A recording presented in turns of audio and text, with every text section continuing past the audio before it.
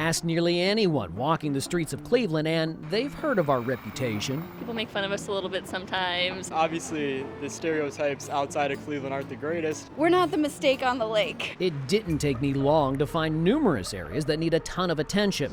Just take a look at the immediate road around the Q, the home of many Republican National Convention events. Huron, rough shape. East 4th, bad patches. Then graffiti on downtown buildings.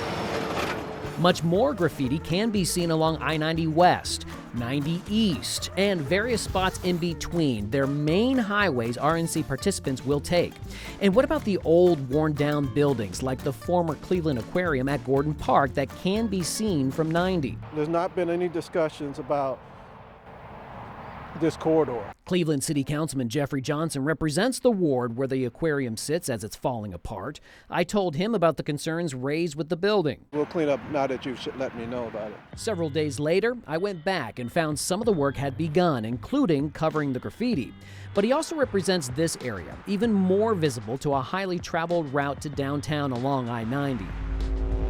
I obtained this email about graffiti sent in March from Councilman Mike Polensek to various city leaders, including Cleveland's Chief Operating Officer Darnell Brown, pointing out the, quote, growing concern over the image and perception this is having on the community.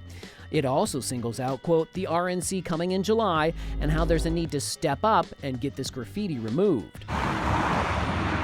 The buildings are private, but it's a very public problem. Can you stop and say, hey guys, what about this graffiti on the back end of your building? I'm gonna bring in more of authoritative. I'm building housing. After trying to get a hold of businesses in question, the number you dialed has been changed, disconnected, or is no longer in service. Hello, it's Jonathan Walsh from NewsChannel5. Hello? Finally, it looked like we sparked some action. These guys told me the city had just visited them about the graffiti. The city is coming out next week. They're going to paint the backside of the building. We haven't given graffiti any heightened awareness. Cleveland's Director of Building and Housing, Ron O'Leary, told me his department is focusing more on property owners being affected by security concerns surrounding the RNC. The department works with community development corporations who get sent out initially to deal with graffiti issues. So what about the areas we gave them to look into? Will they get addressed before the RNC? We've put the complaints in, and I'll follow up to see when the referral goes out to the CDC. As if the politicians didn't do enough trash talking, we have to talk about our own trash. I'm along I-71. We've got everything from boxes. We got jugs, cautionary tape. It would really be un-American if I didn't ask, what's going on with this? It's a problem that is completely preventable. I asked ODOT spokesperson Amanda McFarland about all kinds of trash along 71, a heavily traveled road RNC visitors will be taking from the airport to downtown. Then there are massive pileups on 90, where it looks like a dumping ground.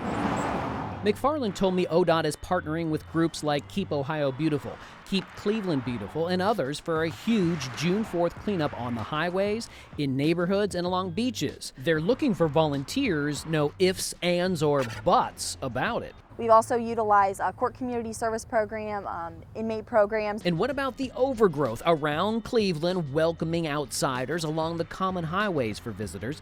Many trees had been cut and left. ODOT told us that's because there are only certain times of the year that trees can be cut because of environmental and animal reasons. Then there will be times where crews come back through and clean that up more. They can chip it up at any time. I called the city of Tampa, which hosted the 2012 RNC, and it spent about $60,000 fixing up infrastructure around the city.